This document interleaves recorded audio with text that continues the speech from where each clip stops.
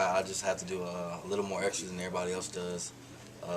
Like today, we had our day off, but from weights, but I had to stay in and do a little extra on both my legs. And next week I have to like train a lot harder than the other guys because I still gotta build up my quad strength. Does where you go twice on 2 days, or they just have to wait and see? No, I think I should be able to go twice on 2 days. That's a big thing, though, isn't it? Yes, sir. But I'm sure I'll be fine.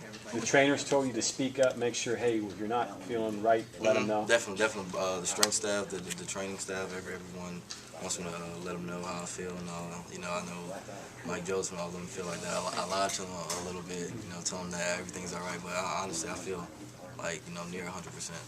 Who is most important rehabbing? I mean, because when rehabbing, you know, you have some really good days and some really down days when you think you're never going to make it. Who did you have to lean on? My mom definitely. She's always been there. She was there when I had my surgery.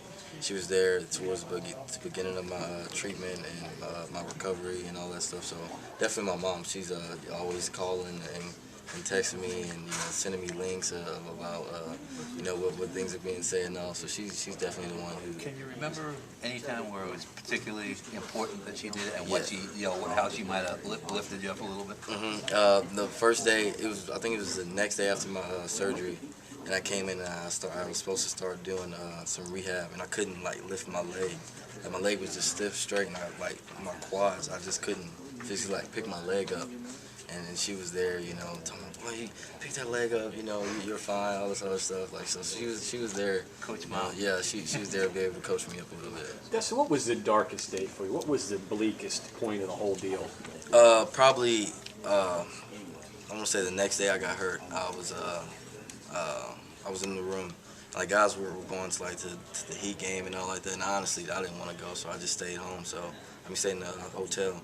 So I just stayed there, and I had to just call my mom. I was just so like down and depressed or whatever, but she was there to talk to me and all, and keep me focused, and that let me know that everything happens for a reason. It was one of those days where you just want to pull the blinds shut and just sit in the dark. Yes, room that's exactly. I was just sitting there in the dark. I didn't know like what to do with myself. I couldn't walk that well, so I just stayed there and just talked to her, and she was able to help me through it.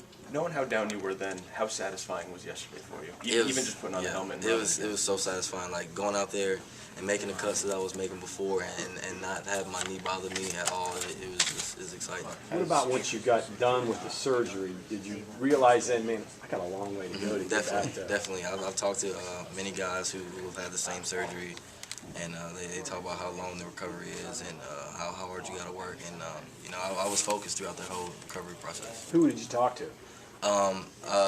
Jenkins, who also had, you know, surgery. I remember me and Terrence were talking about how long it was going to be for both of us to get back to where we were. You ever talked to Quincy? Quincy had the same deal. Definitely, Quincy, he was there towards the beginning of my recovery process, and let me know that it's going to take a lot of work to get back. Dustin, how about a football question?